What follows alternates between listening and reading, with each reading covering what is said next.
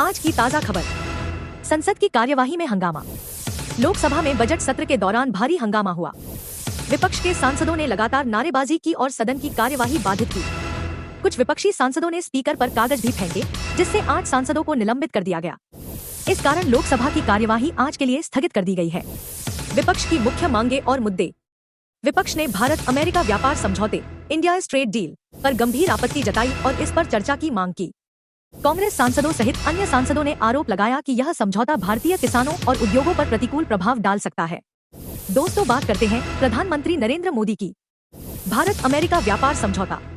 प्रधानमंत्री नरेंद्र मोदी ने भारत और संयुक्त राज्य अमेरिका के बीच एक महत्वपूर्ण व्यापार समझौते इंडिया ट्रेड डील का समर्थन किया है, जिसे अमेरिकी पक्ष ने आज घोषित किया। इस डील के तहत अमेरिका ने भारत की एक्सपोर्ट वस्तुओं पर टैरिफ को लगभग 18% तक घटाने की घोषणा की है, जिससे भारतीय निर्यातकों को लाभ मिलेगा। इस समझौते को लेकर प्रधानमंत्री मोदी की प्रतिक्रिया सकारात्मक रही। हालांकि विपक्षी पार्टियां, खासकर कांग्रेस, इस पर सवाल उठा रही हैं और इसका कृषि व अन्य घरेलू क्षेत्रों पर प्रभाव जानना चाहती हैं। संसद सत्र और विधायक चर्चा।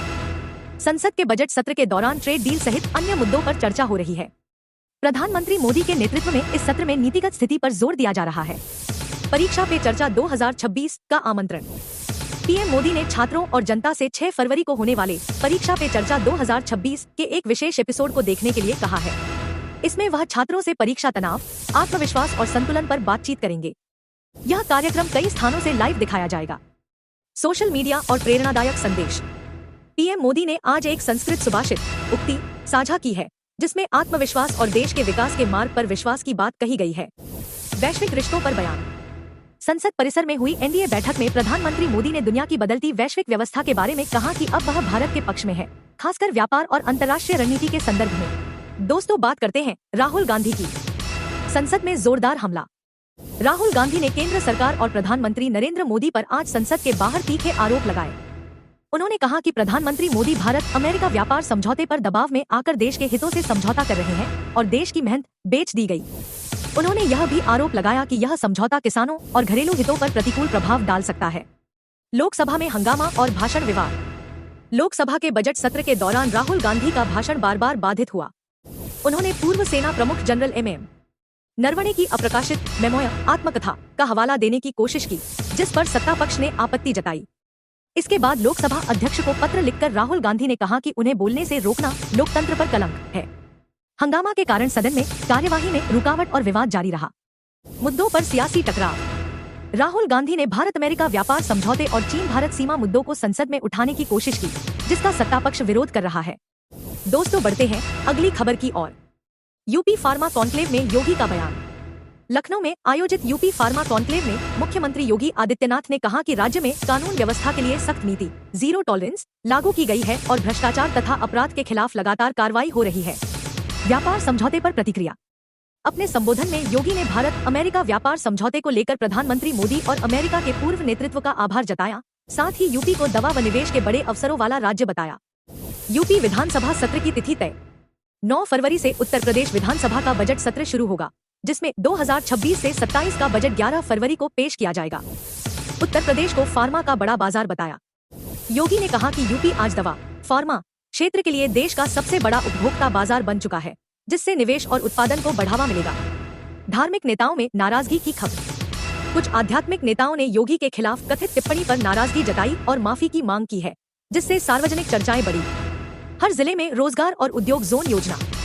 मुख्यमंत्री ने सरदार वल्लभ भाई पटेल रोजगार एवं औद्योगिक जोन को उत्तर प्रदेश के सभी जिलों में विकसित करने की पहल का ऐलान किया। कृषि और बीज नीति पर प्रस्ताव। उन्होंने 5 नए सीड पार्क स्थापित करने तथा नई बीज नीति तैयार करने का प्रस्ताव रखा है, ताकि कृषि उत्पादन और गुणवत्ता में वृद्धि हो सके। जनता दर्शन में निर्देश।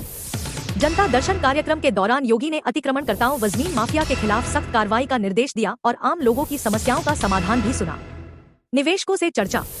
लखनऊ में लॉजिस्टिक्स कंपनी मेर्स्क के प्रतिनिधियों से मुख्यमंत्री ने निवेश और विस्तार पर बातचीत की। यूपी में व्यापार के अवसरों पर जोर दिया। दोस्तों, बात करते हैं अखिलेश यादव की।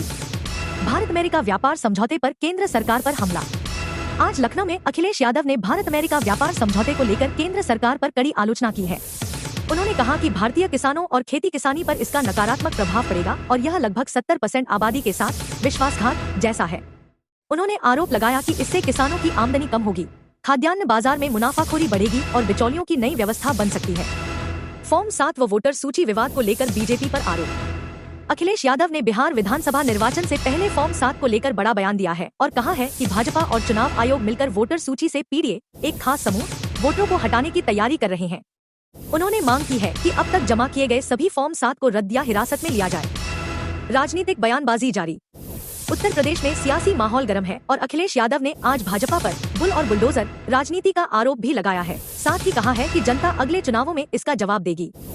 संक्षेप में अगर बात करें तो अखिलेश यादव ने किसानों और खेतीहर वर्ग को नुकसान पहुंचाने वाला बताते हुए भारत अमेरिका व्यापार सौदे की कड़ी आलोचना की है।